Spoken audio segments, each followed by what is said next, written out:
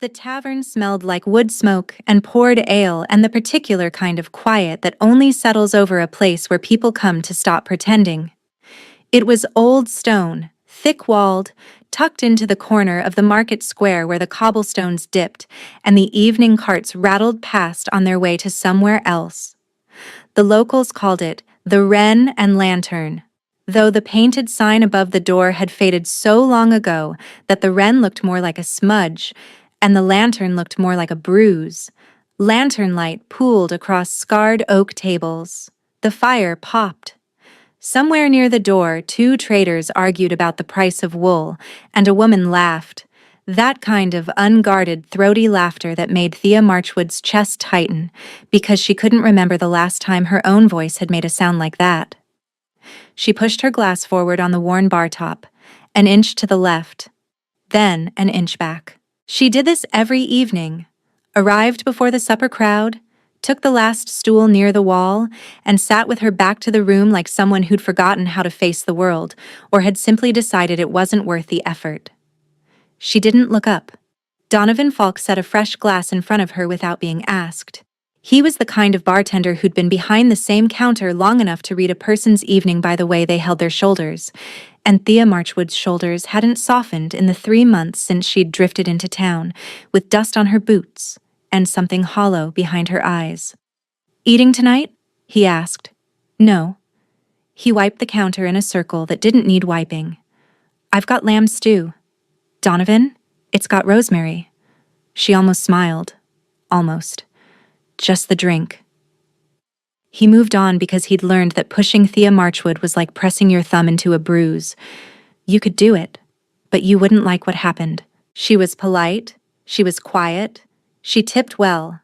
And once, when a trader had gotten too close and too loud after his 4th cup, she turned on her stool and said something so low and so steady that the man had gone white and left without closing his tab. Donovan had poured her next drink free. He hadn't asked what she'd said. Now he polished a glass and watched the door swing open, letting in the sound of the market square at dusk. Wheels on stone, a vendor calling out the last of his bread, a dog barking somewhere near the fountain.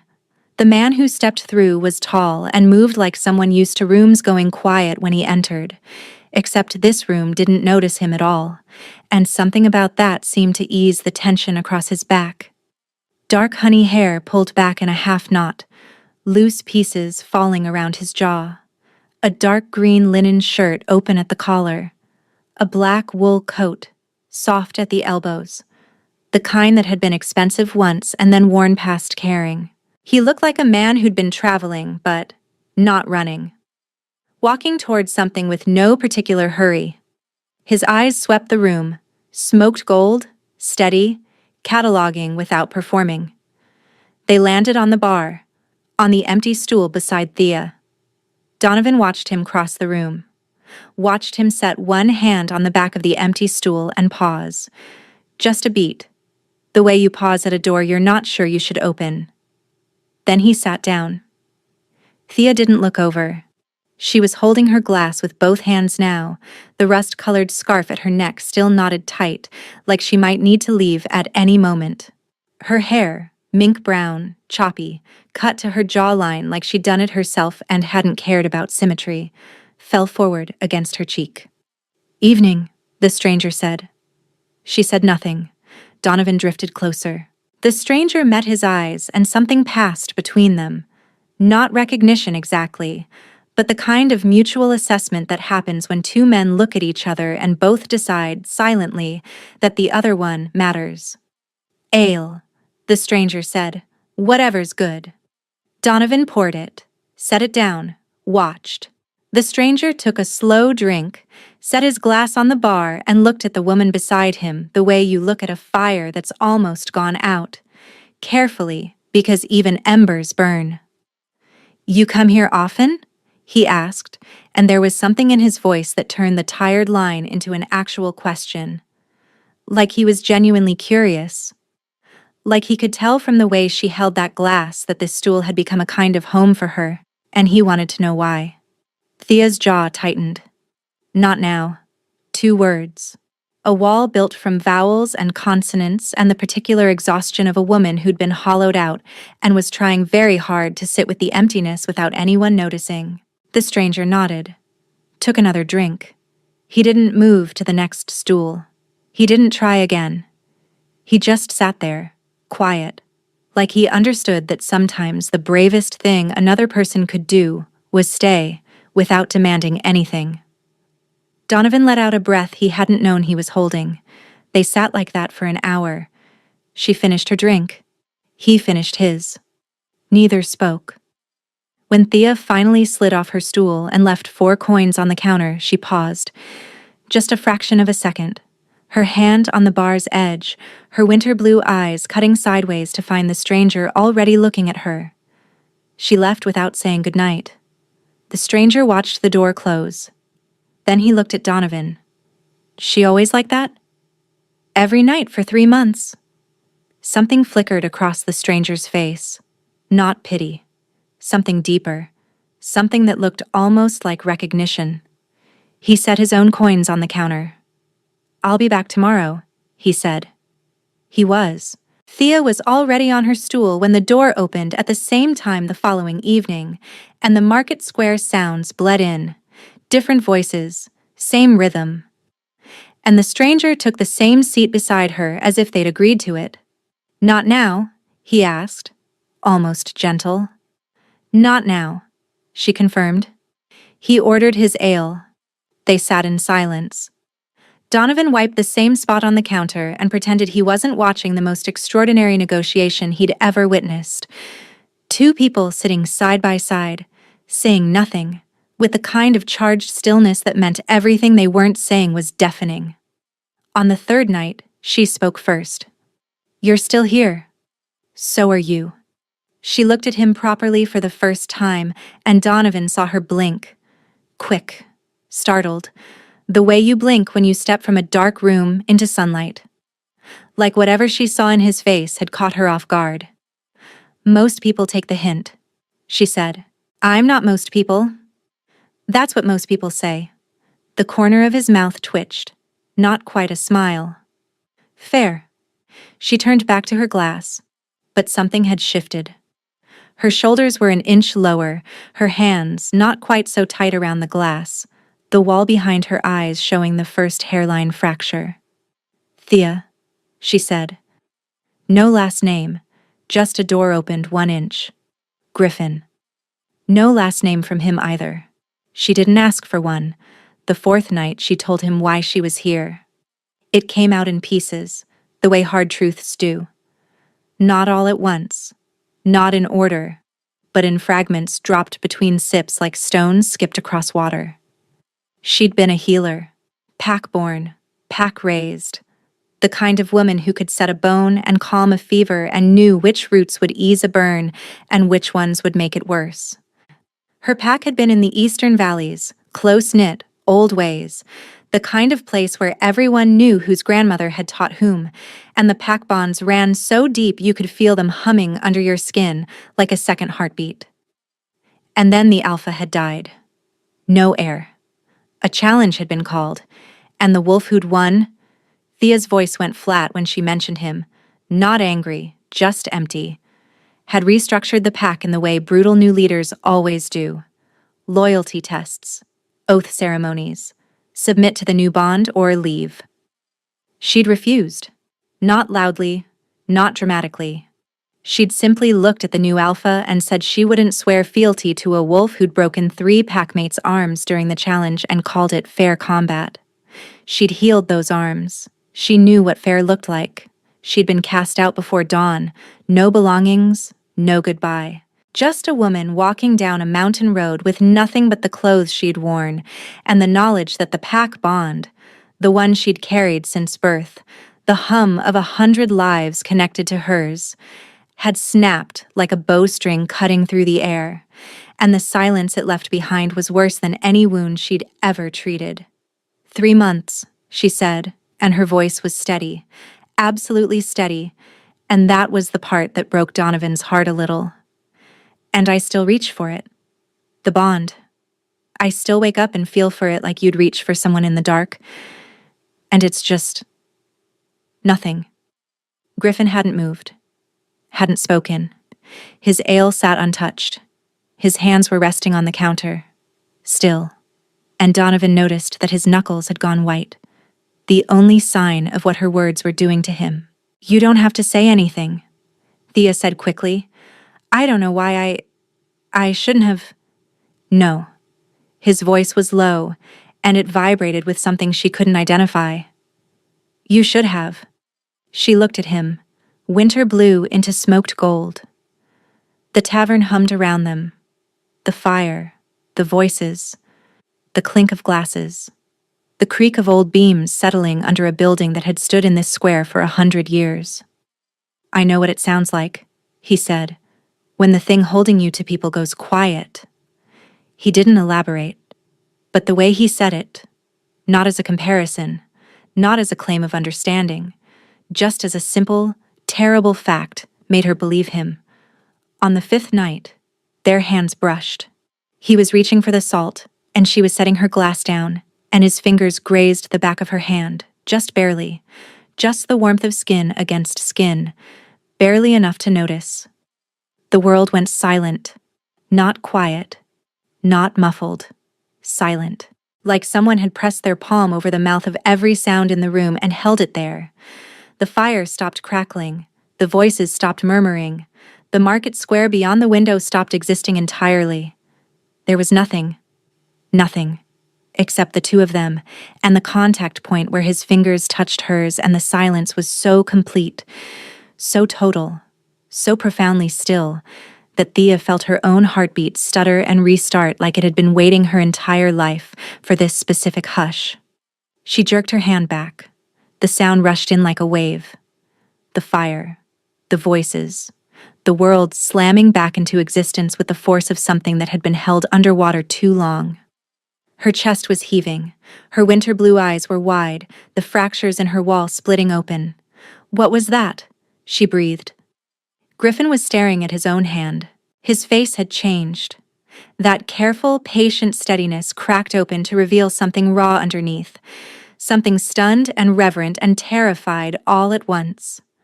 "I don't know," he said, but the way his voice broke on the last word told her he was lying. He did know. He just hadn't expected it. Not here, not now. Not in a market square tavern with a woman who'd told him not now on the first night and meant it. Donovan, who'd been pouring a drink for the trader at the far end of the bar, set the bottle down very carefully. He'd seen a lot of things in 30 years behind this counter. He'd seen proposals and breakups and fistfights and reconciliations, and once, memorably, a wolf shifting right there on the taproom floor because someone had insulted his sister. But he'd never seen silence happen like that. A physical thing.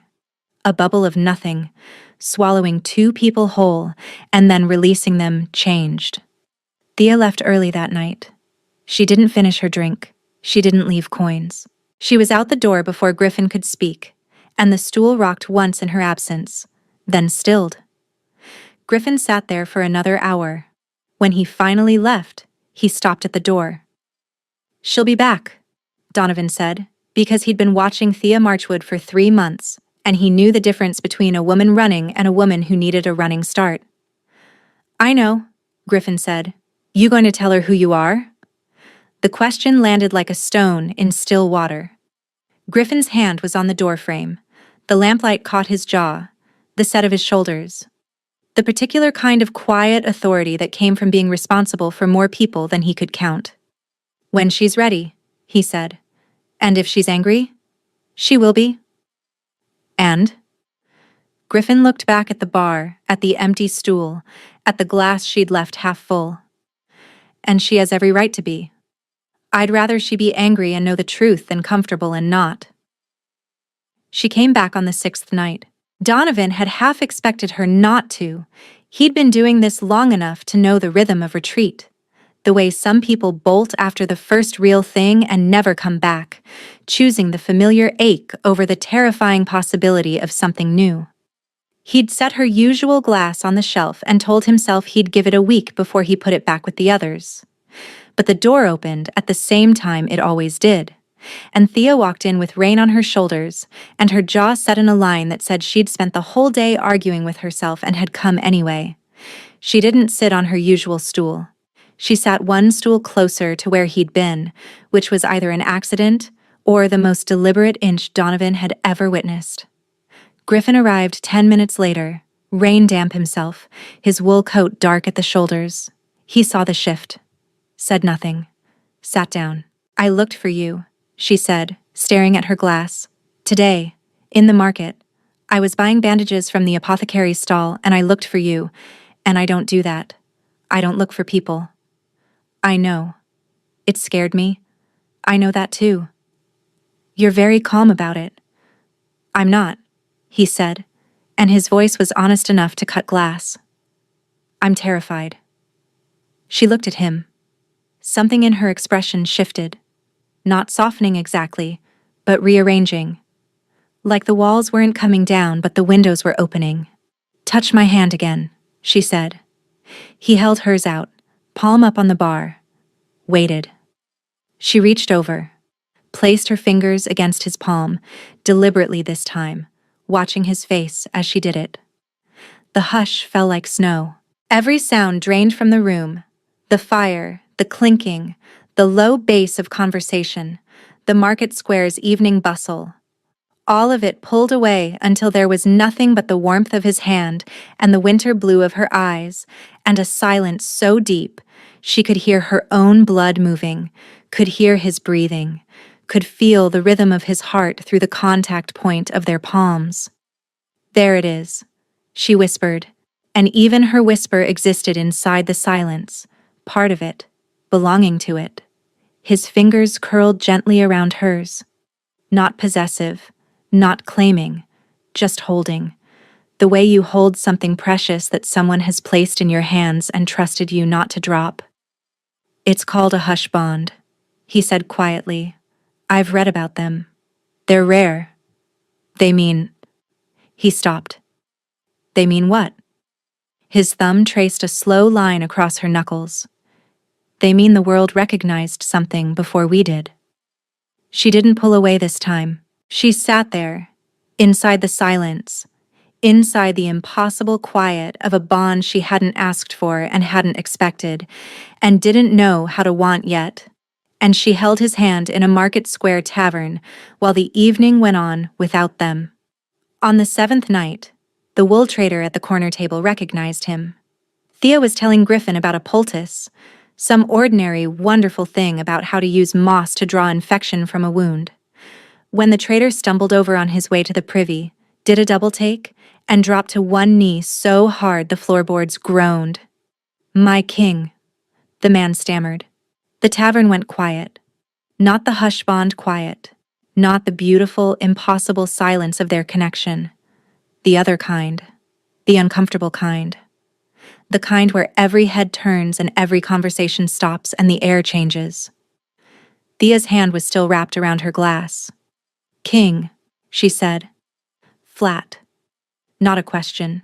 Griffin, the Alpha King, king of the Northern Territories, commander of 6 legions, wolf lord of the old bloodline, closed his eyes for 1 second. Just one. Then he opened them and looked at her. Yes. She let go of her glass, set both hands in her lap. Her jaw was tight, her winter blue eyes burning with something that wasn't anger yet, but was accelerating toward it fast. "I told you I was cast out," she said very quietly.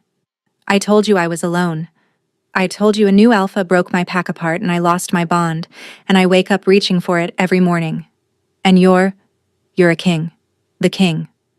The one whose territory that valley falls under. My valley." "Thea? Did you know?"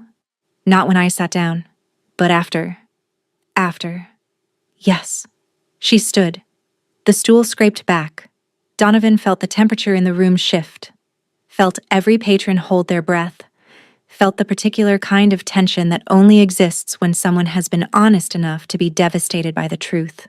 "The Eastern Valley is under your jurisdiction," she said. "That challenge, the one where the new alpha broke 3 wolves' arms, that happened in your kingdom. You could have stopped it." I didn't know, Griffin said, and the rawness in his voice was so complete that Donovan had to look away. My councils manage the valley disputes. The report said a fair challenge, a clean transition.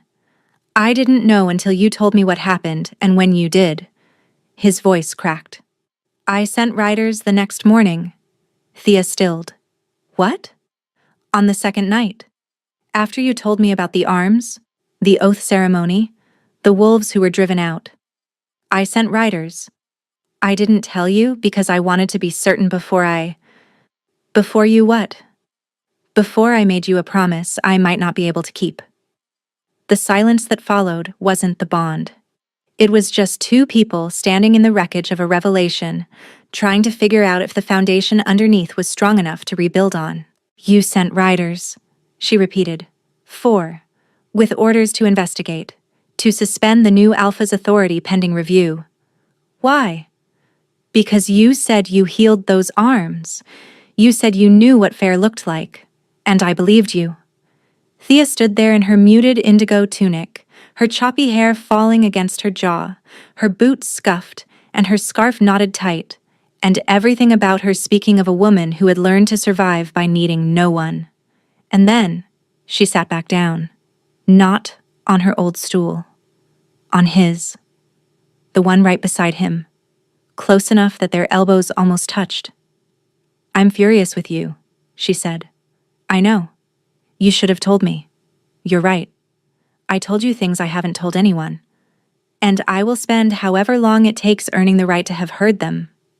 Donovan exhaled. The traitor in the corner was still on his knee. Griffin glanced over. Get up, he said, not unkindly. And not a word of this outside these walls. The traitor scrambled up, left twice the coins his tab required, and was out the door before anyone else could blink. The tavern slowly, cautiously, returned to its murmuring. Thea stared at the bar top. Griffin sat beside her, not touching her, not reaching for her, just present. Patient. The way he'd been since the first night. I don't need rescuing, she said. I know. You need your pack held accountable. Those are different things. She turned her head. Looked at him. Really looked. The way she had on that third night. Except this time she was seeing all of it.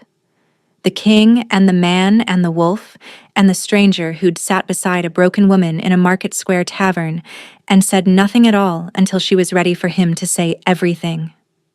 Touch me, she said. He offered his hand, palm up, the same way he had before. She took it. The hush fell. The world dropped away. The fire, the voices, the cobblestones and the carts and the wool traders and the complicated weight of his crown and the aching absence of her old bond. All of it went silent. All of it dissolved until there was just his hand in hers and the quiet so deep she could hear the space between heartbeats. It doesn't fix it, she said, inside the silence. The hush doesn't replace what I lost. No, he said. Nothing does. But maybe it means you don't have to carry the silence alone anymore. Her eyes filled. Not dramatically, not with a sob, just a slow, steady welling of tears that had been waiting 3 months and probably longer, waiting for a moment quiet enough to finally fall. She leaned forward and kissed him. Not tentative, not questioning. She kissed him the way a woman kisses when she's making a decision, deliberate, fierce.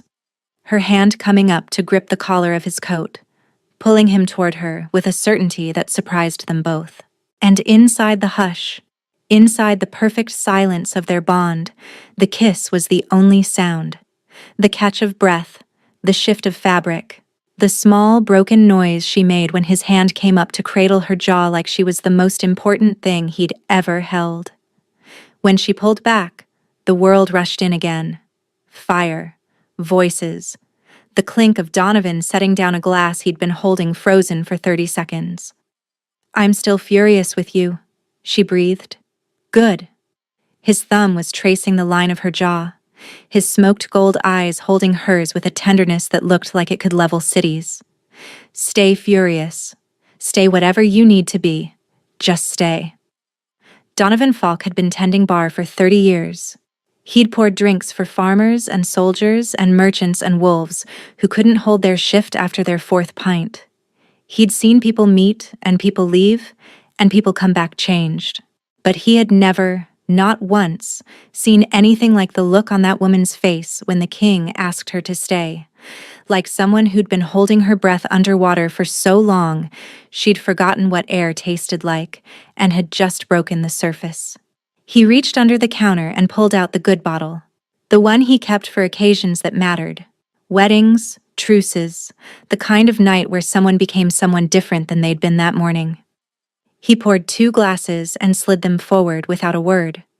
Griffin took his. Thea took hers. They drank in the kind of silence that wasn't the bond and wasn't the awkward quiet of strangers and wasn't the heavy nothing that had sat in Thea's chest for 3 months. It was something else entirely. Something that felt like the first page of a book you already know you're going to read all the way through. "The writers," she said eventually, turning the glass in her hands. "What did they find?" "Enough." His voice was steady now, the king in him surfacing alongside the man. "Forced oath ceremonies. Wolves denied passage out.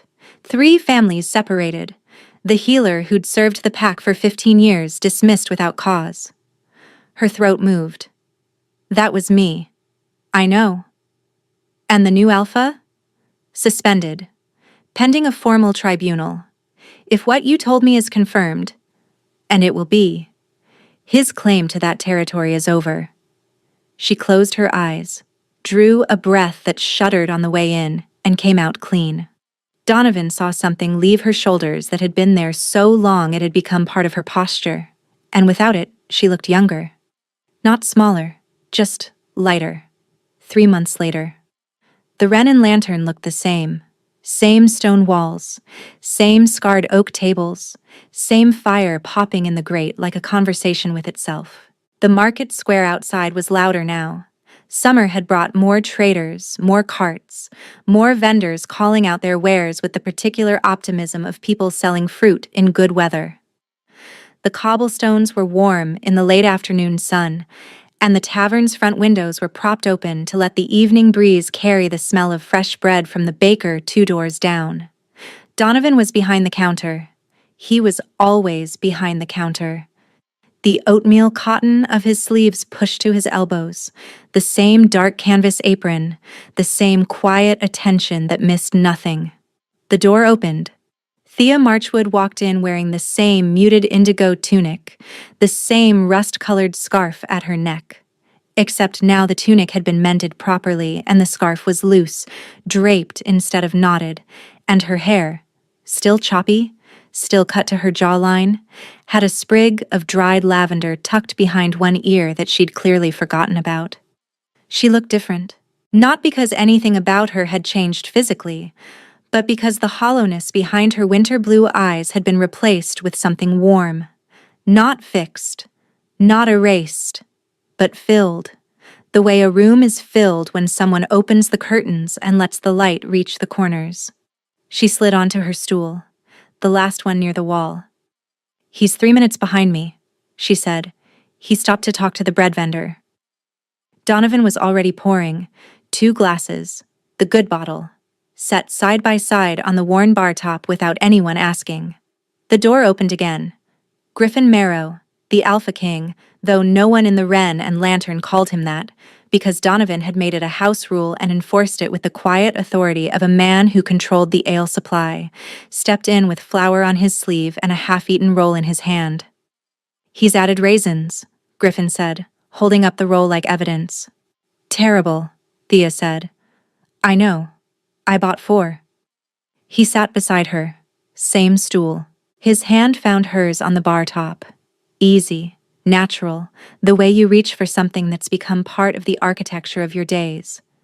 And Donovan watched the room go still around them.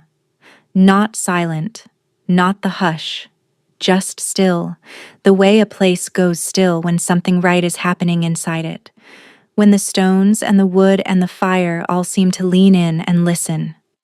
From the eastern valleys, word had traveled. The new Alpha's authority had been revoked. The wolves who'd been cast out had been given the choice to return or resettle. 3 had come to the market town. They worked in the square now. 1 at the apothecary, 1 at the blacksmith's, 1 helping Donovan behind the bar on the busy nights. They called Thea by name when they saw her. She called them by theirs. She hadn't gone back. The valley wasn't home anymore. This was the stool, the stone walls, the sound of cobblestones under cartwheels, the particular way the evening light came through the tavern's old glass windows and turned everything amber. And the man beside her, the patient, terrified, honest man who'd sat down next to a broken woman in a market square tavern and said nothing until she was ready, and then said exactly the right thing, and then sent riders. "Donovan," Griffin said, lifting his glass. "Griffin. The stew still have rosemary?" "Always does." "2 bowls?" Donovan looked at Thea. She'd rested her head against Griffin's shoulder. Casual, unthinking. The kind of gesture that only exists between people who've stopped being careful with each other because the careful part is over and the real part has begun. 2 bowls, Donovan confirmed. He turned to the kitchen, paused, and looked back.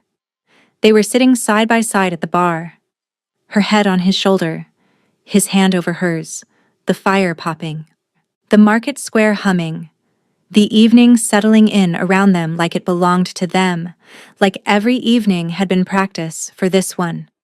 Donovan Falk had been tending bar for 30 years. He'd seen a lot of people sit at that counter. A lot of people drinking alone. He'd never seen anyone stop. She hadn't stopped drinking alone because someone had rescued her, or fixed her, or filled the silence where her pack bond used to live. She'd stopped because a man had sat beside her and been quiet long enough for her to remember that silence didn't have to mean empty. It could mean full. It could mean chosen. He picked up his rag and wiped the counter in a circle that didn't need wiping, and for the first time in 3 months, he smiled while he did it.